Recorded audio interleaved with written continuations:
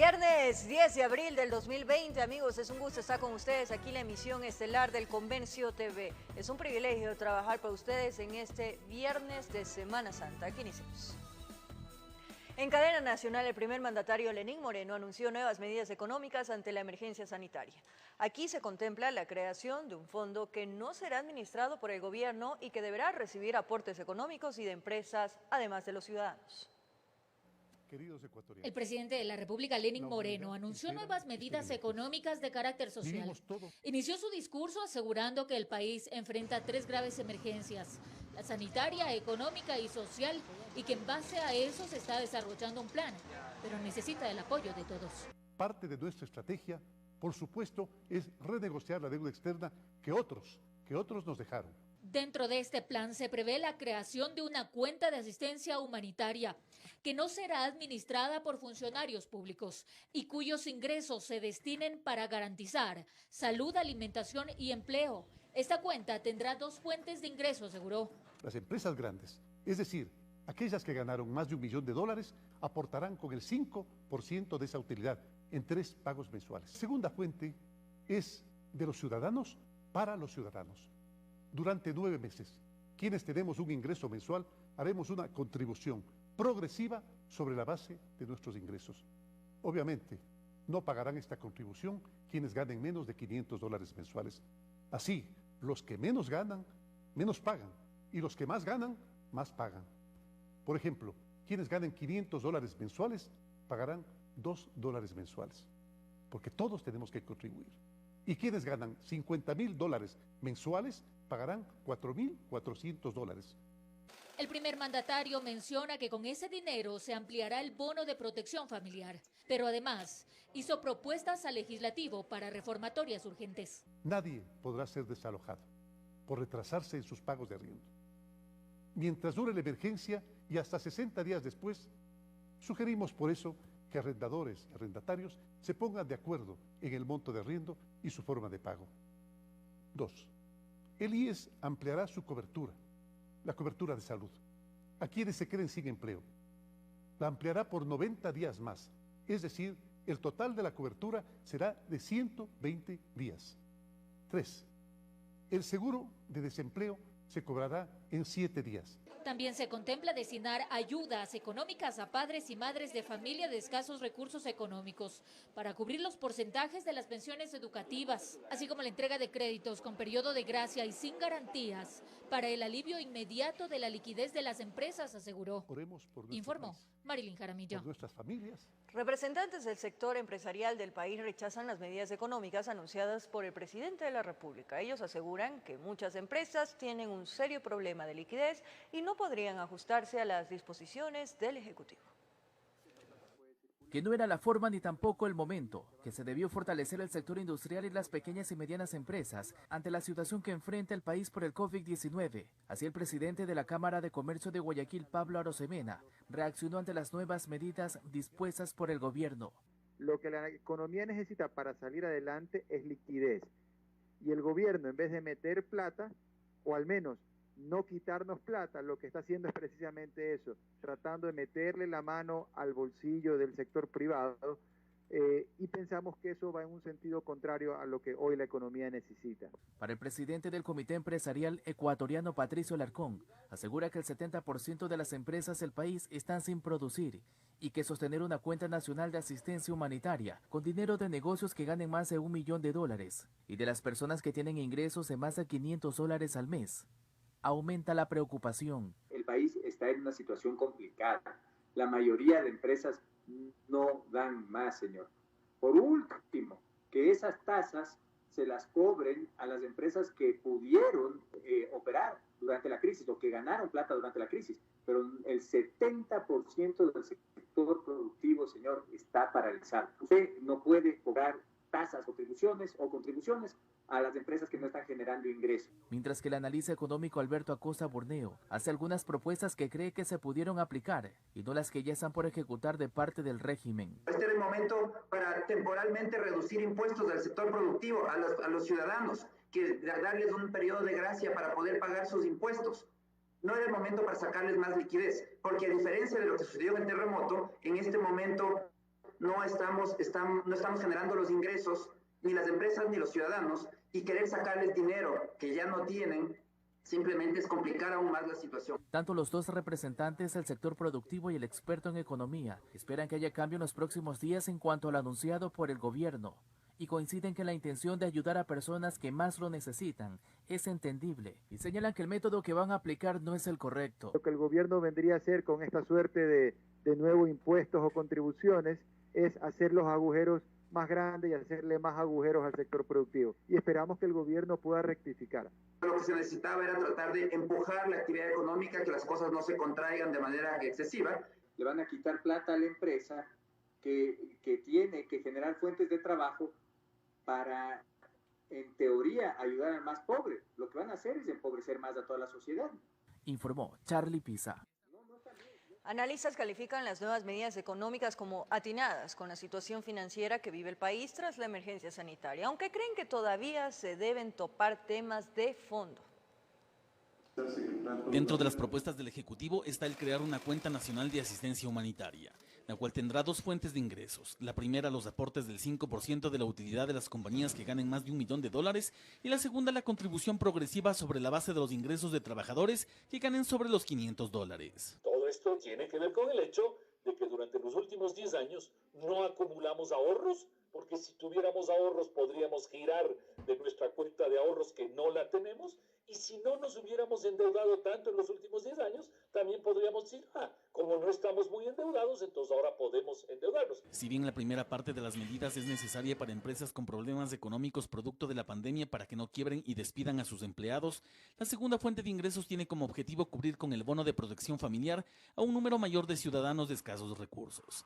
A pesar de ello, las cuestiones de fondo, según los analistas, aún estarían por revisarse. Las medidas de fondo vienen después. ¿Qué va a pasar con los combustibles? ¿Vamos a seguir subsidiando la gasolina extra? En este momento tan difícil, cuando realmente por lo menos debe empezarse con la focalización, ¿no es cierto?, de la gasolina extra. ¿Vamos a todavía seguir subsidiando todos los combustibles? Estos temas deberán ser tratados, afirman, lo más urgente posible. Más de lo que podría analizarse de forma inmediata, indica Pablo Lucio Paredes, están razones de forma de las actuales medidas. Uno podría discutir y decir, ¿por qué empezar en $1 millón de utilidades? ¿Por qué no empezar en 2 millones? ¿Por qué empezar con la gente de $500 que aportan $2? ¿Por qué no empezar más arriba? Ese es un tema que se puede discutir, quizás eso debería cambiar, pero digamos el concepto de que se tiene que pagar para cubrir ese fondo humanitario, en el caso del Ecuador, es indispensable. En torno a lo definido por el gobierno se encuentran además 5 propuestas al legislativo enmarcadas en situaciones netamente sociales, que beneficiarían a los sectores más vulnerables. Así se prohibiría que una persona sea desalojada por una deuda de arrendamiento. Se otorga la ampliación de cobertura de salud del IES hasta por 120 días después de que un afiliado sea despedido, así como el cobro del seguro de desempleo en un máximo de 7 días. Sí falta 2 cosas que son bien importantes ahí.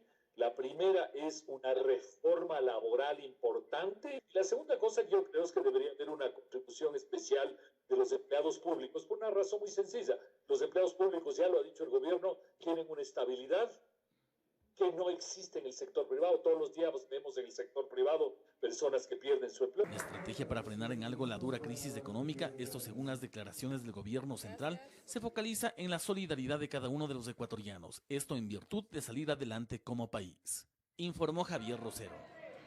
6 proyectos de ley fueron presentados en asamblea a propósito de la crisis sanitaria. Estas iniciativas buscan salvaguardar los derechos de los trabajadores y dar facilidades a los ciudadanos afectados por la paralización de actividades. Para afrontar lo que se viene tras la pandemia, iniciativas legislativas esperan ser la respuesta que la ciudadanía aclama. Es por eso que desde los diferentes bloques se impulsan propuestas como la del legislador Guillermo Celi de Suma, que presentó 2 proyectos, uno de ellos para proteger a los arrendatarios. Prorrogar, hacer una pausa en los cobros de lo que son las cuotas de arrendamiento por los meses de abril, mayo, junio y julio. Significa prorratear estos 4 meses a partir de que concluya la emergencia y ser dividido estos cánones que no se han pagado por 4 meses en 18 o 24 meses. Pero la iniciativa contempla también el apoyo a la otra cara de la moneda, a quienes dependen de los arriendos. Ahí el Estado tiene que inmediatamente intervenir y entregarle a los arrendatarios crédito a 0% de interés a través de Ban Ecuador y a través de CFN, para que paguen inmediatamente estos arrendamientos a las personas mayores adultas y a las personas con discapacidad. CELI también impulsa la llamada ley de quiebra, que busca mantener los empleos de empresas afectadas por la crisis. El correísta Pavel Muñoz, por su lado, plantea una ley orgánica para superar la COVID-19. En su contenido hay alivios financieros con bancos, servicios públicos y estrategias de financiamiento para el Estado. Te voy a poner un ejemplo. Si en este momento una persona que tiene una hipoteca con el BIES no puede pagar esa hipoteca, lo que está diciendo esa ley es que en los próximos 3 meses se le perdone el pago de esa cuota. Esos 3 meses perdonados de pago de la cuota sin ningún recargo, ningún interés, ninguna mora, pasan más bien a ser 3 cuotas adicionales cuando termine o antes de que termine el crédito. La bancada de la Revolución Ciudadana también ingresó otra iniciativa referente a cambios en las leyes de la Seguridad Social y el Código del Trabajo. Justamente el tema laboral es uno de los que más preocupa en la legislatura. Por ello, la oficialista Karina Artiaga plantea una ley interpretativa a un artículo del Código de Trabajo que hace referencia a las causas de terminación de contratos. La intención es que todos estos proyectos estén aprobados y en camino al registro oficial en 30 días. Dicen que existe voluntad política de todos los bloques. Le exijo a la Asamblea le conmino que califique este proyecto de manera urgente, porque las necesidades de los ciudadanos ya estaban para ayer, por lo tanto no pueden esperar para mañana, hay que estar debatiendo hoy esto. Informó Carolina Basante. De 6 meses a 1 año de pena privativa de la libertad podrían ser sancionados los dueños de inmuebles que desalojen a sus arrendatarios por el incumplimiento del pago. Muchas personas no han podido cumplir con su obligación debido a la crisis por la emergencia sanitaria. Al respecto, el presidente Lenín Moreno ratificó la prohibición del desalojo. Estamos por cumplir 1 mes desde que se suspendieron las actividades por la emergencia del COVID-19, lo que ha significado que muchas personas no puedan generar recursos económicos para solventar sus necesidades. Una de ellas es cumplir con el pago de arriendo por el inmueble donde viven. Un poco lo que ha venido pasando es el tema de que los arrendadores han estado poniendo a disposición o sacando las cosas. Hay que recordar que esto es un delito sancionado y tipificado por el actual Código Orgánico Integral Penal. Específicamente es una violación a la propiedad privada. Violación a la propiedad privada que al dueño del inmueble le puede significar acciones legales en su contra, advierte el experto en derecho Fabián Rosas. Esto está sancionado con una pena privativa de libertad de 6 meses a 1 año. También se sanciona con una multa económica el impedir el ingreso al inquilino. Será sancionado por parte del juez con una pensión locativa mensual. Es decir, si es que yo pago $500 y no me dejan ingresar a mi casa, el juez sancionará con esa misma pensión arrendaticia por cometer esto. En este caso se sugiere acudir a la fuerza pública.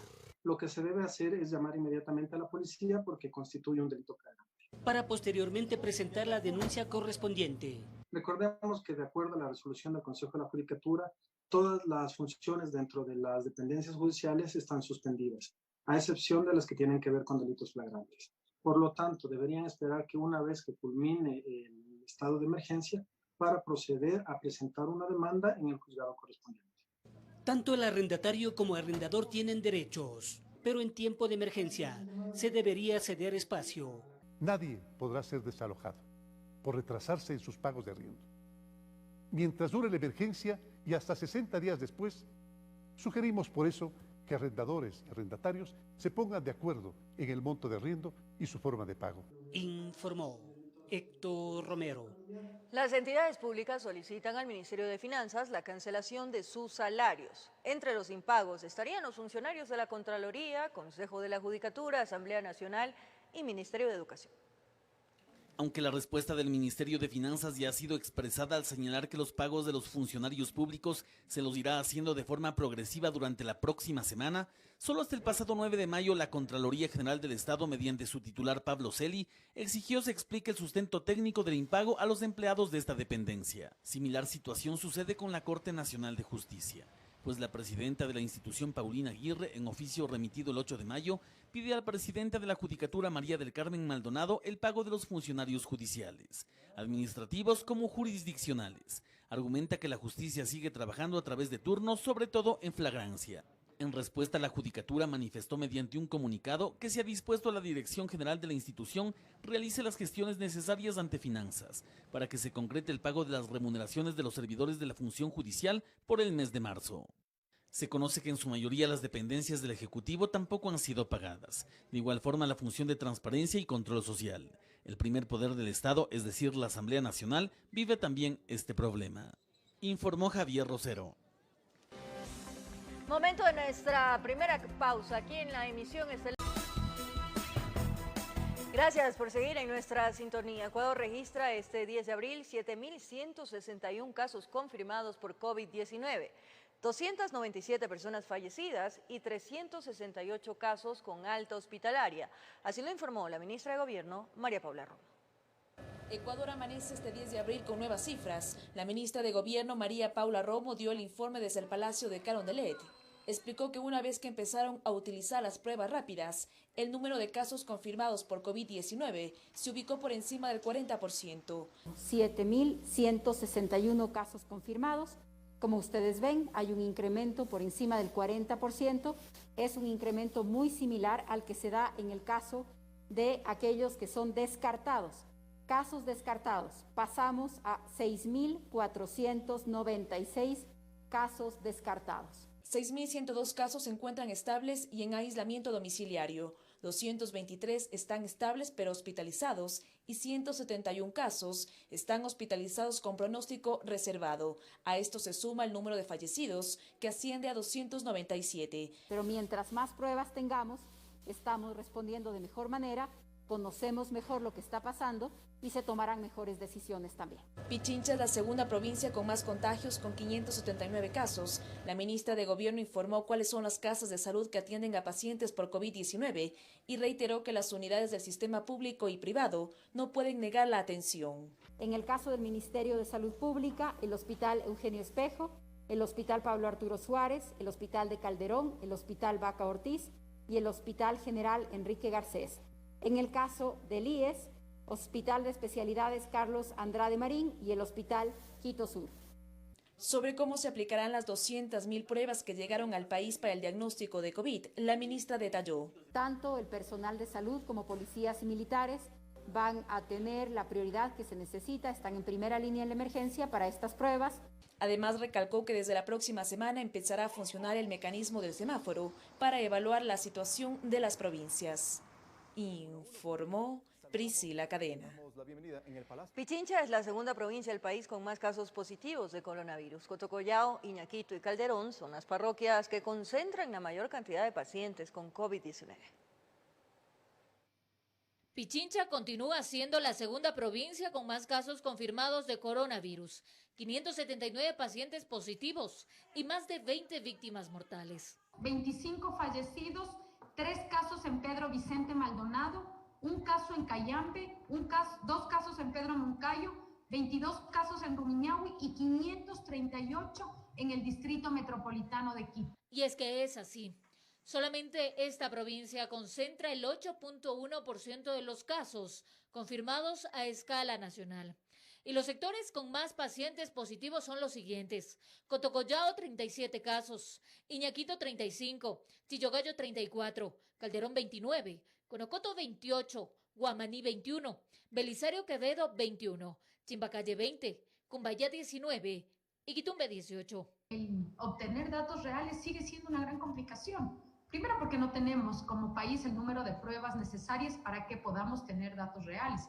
Y segundo, porque no hemos logrado un acompañamiento del cerco epidemiológico. Entonces, los números que recibimos siguen siendo un subregistro. Solo los cantones de Puerto Quito y San Miguel de los Bancos son los únicos que no registran casos. Pichincha es una provincia que tiene que mantener las medidas de aislamiento. En nuestro análisis prospectivo, los datos más altos de la crisis en Pichincha estarían entre el 15 y el 18 de mayo.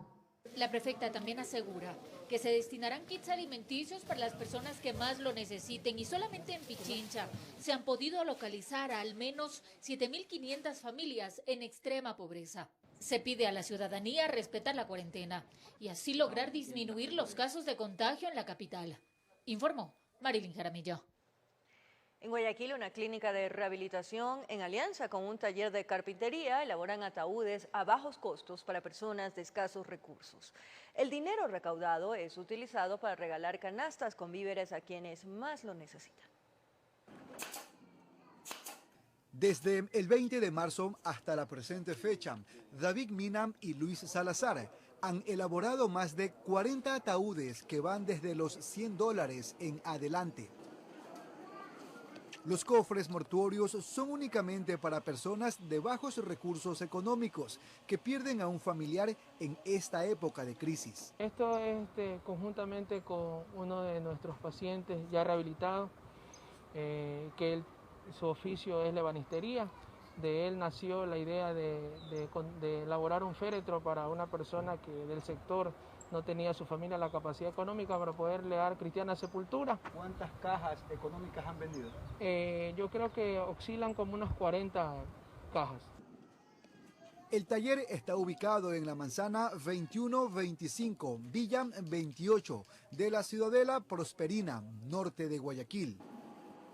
Luis, quien se rehabilitó desde hace 10 años, es el propietario del establecimiento. Trabaja junto a su esposa e hijos. Elaboramos aproximadamente 8 cajas diarias, lo que más o menos estamos hablando de 5 por 8, 40 cajas a la semana. Una caja normalmente está por los 500, 600 y las otras que son los cofres suman de $1,000, $1,200. ¿En cuánto las venden? Yo las vendo de 200, 150 y cuando veo que las personas no tienen, podemos dárselas en $100. Según David, esta no es la única ayuda que realiza la clínica.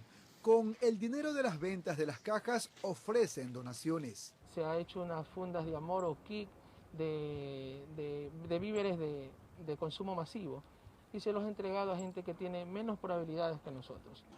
De esta manera, este grupo de personas demuestra que una completa rehabilitación no comprende solamente en dejar de hacer lo malo, sino también hacer lo bueno, en esta ocasión para quienes más lo necesitan.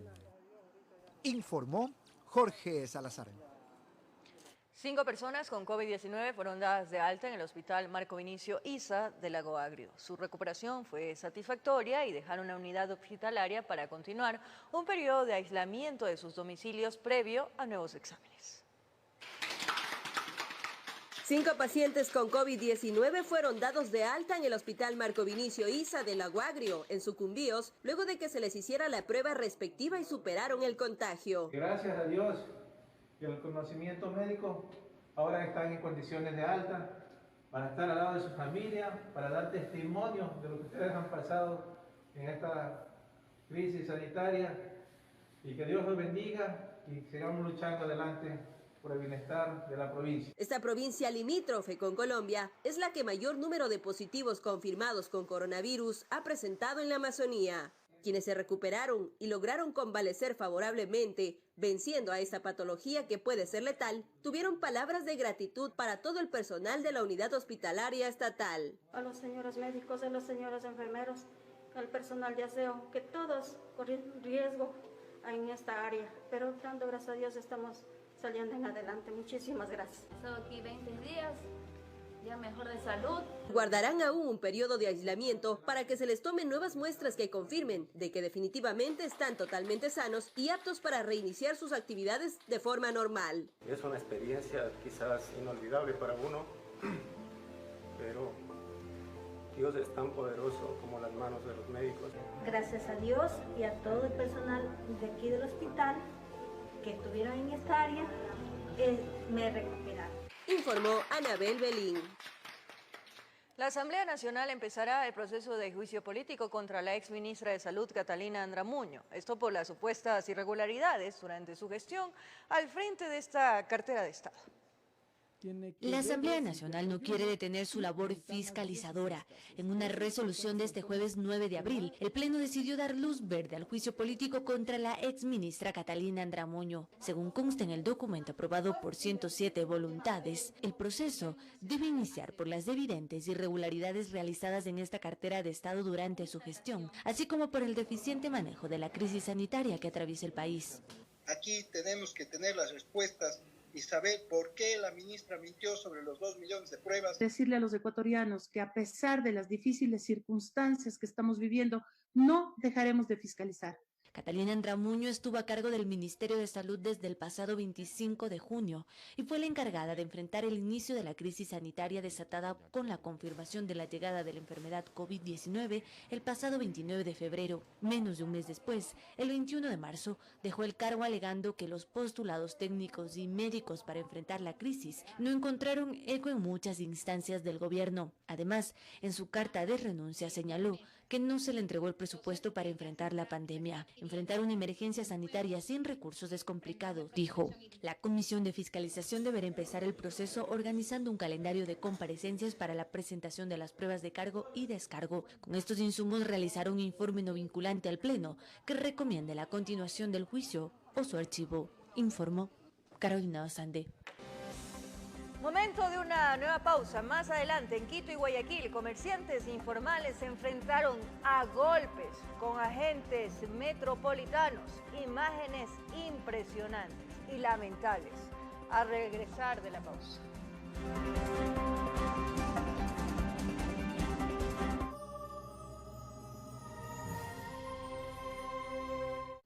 En un abrir y cerrar de ojos, el mundo cambió y convirtió en héroes a un sinfín de personas. Están los que entregan todo. Es evitar la aglomeración de personas. Todo debió desarrollarse de forma tranquila. Los uniformados arribarían al sitio procurando despejar las aceras de la presencia del comercio informal. Recuperar el espacio público que, como ustedes pueden ver, ha sido ocupado de manera ilegal por parte de comerciantes informales. Sin embargo, en cuestión de minutos, las cosas subieron de tono.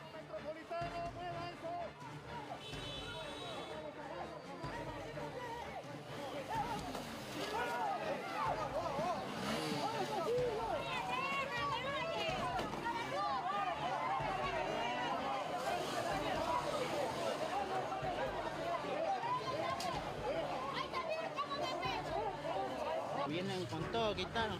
Y la bebé estaba comiendo, hasta la comida le quitaron, le botaron. Y viene uno de esos de ahí, le coge a mi hija del pelo, le bota así. Y yo le digo, mira que está la bebé comiendo. En mi carreta estuve yo rodando, no en el piso. Sino que a la bebé le coge y le tiran y le hacen a mi hija así el dedito. Pero ¿se justifica en algo de pronto el accionar que vimos hace un momento, cómo patearon a ese caballero, cómo lo lanzaron al piso? ¿Se justifica en algo eso? No, de ninguna manera, no pude observarlo, pero de ninguna manera se justifica una acción de esa naturaleza. Por supuesto que no, debe haber sido un incidente aislado. De su parte, los informales empezaron a culpar a la prensa de ese accionar y hasta hubo intentos de agresión.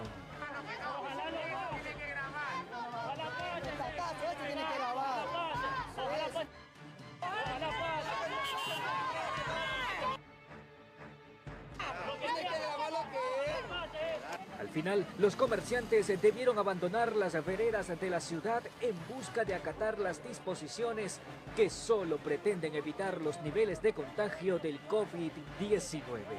Decirle a la ciudadanía que por favor se quede en casa, que respete las disposiciones que emite la autoridad, las disposiciones que nos emite la presidencia, el municipio. Se los hace por el bien de toda la ciudadanía, no solamente de unos pocos. Por el momento no estamos aplicando ninguna multa, estamos únicamente pidiéndole de manera cordial a los vendedores que se retiren y a las personas que hacen las compras que se dirijan al mercado, que es en donde tienen que hacerlas. Informó José Morales. En el sur de Quito, comerciantes informales se enfrentaron a las autoridades de control cuando intentaban desalojar las calles. Agentes policiales intervinieron para frenar los disturbios.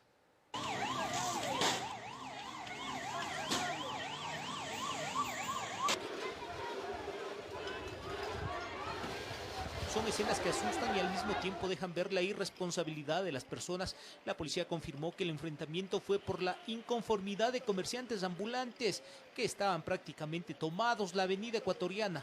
Era un mercado sin ningún tipo de control. Están subiendo con palos, con piedras aquí y no entienden.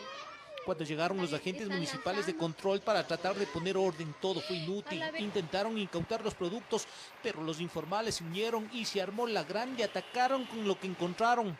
La venta informal, no quieren acatar las disposiciones y decretos que se encuentran establecidos. A los pocos minutos llegaron refuerzos policiales para frenar a los inconformes, quienes de forma desafiante buscaron quedarse en el sitio.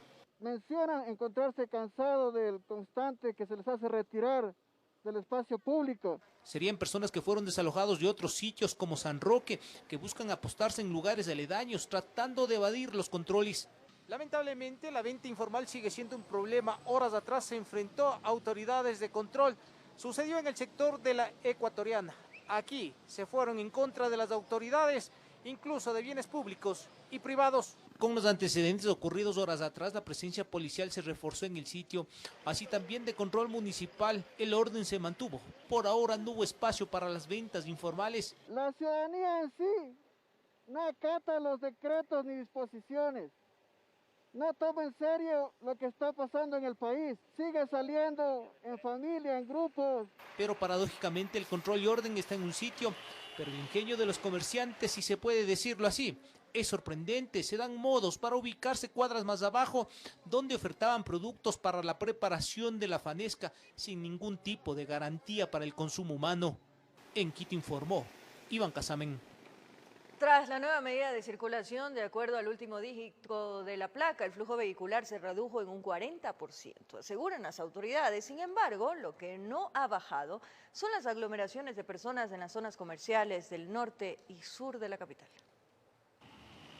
Los operativos de control fijos y móviles que ejecuta la Policía Nacional conjuntamente con las Fuerzas Armadas y la Agencia Metropolitana de Tránsito se intensificaron en la capital durante esta semana, tras la entrada en vigencia de la nueva medida para circular de acuerdo al último dígito de la placa. Fabián Cudena, coronel de policía y jefe del distrito de La Delicia, evalúa esta disposición como positiva, pues se ha visto una importante disminución en la carga vehicular a comparación de semanas anteriores. No hemos logrado disminuir como se ha querido, pero el 40%, que es bastante en relación de la semana anterior, que circulaban dígitos pares e impares, ahora ya con estos dos números ha bajado bastante la circulación. Señala que de a poco la ciudadanía va tomando conciencia, sin embargo aún se identifica familias enteras que salen incluso a pasear respaldándose en el salvoconducto. Por ello advierte de las sanciones por el mal uso de este documento. Si alguien está utilizando el salvoconducto para otra cosa que no tiene que ver, esta persona va a ser detenida, puesta a orden de la autoridad competente, a la Fiscalía, y que ellos evalúen.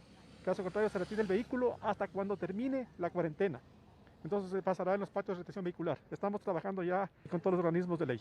Frente a esta reducción en la carga vehicular, lo que sí no disminuye es la cantidad de personas en los exteriores de mercados y supermercados. Este viernes también se registraron largas filas de personas a la espera de realizar sus compras, incluso mucho antes de que abrieran sus puertas.